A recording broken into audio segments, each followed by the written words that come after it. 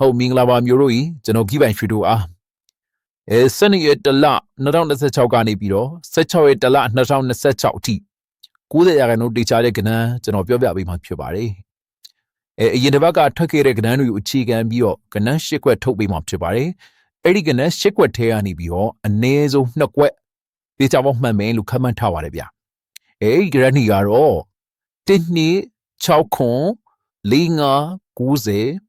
10 65 25 80လို့ပဲဖြစ်ပါတယ်အဲ့ထိကနေပြီးတော့အနည်းဆုံး2ခွက်လာမယ်လို့ခန့်မှန်းထားပါတယ်ဗျ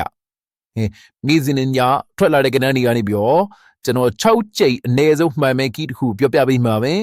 အနည်းဆုံး6ကြိမ်မှန်မယ်ကီးကတော့1649ကီးပဲဖြစ်ပါတယ်အဲ့ကဏ္ဍကအဲ့ကီးကတော့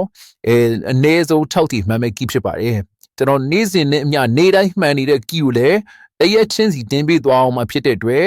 ကျွန်တော် like and follow လေးလုပ်ထားပြီးဖို့ပြောပြချင်ပါတယ်ဗျ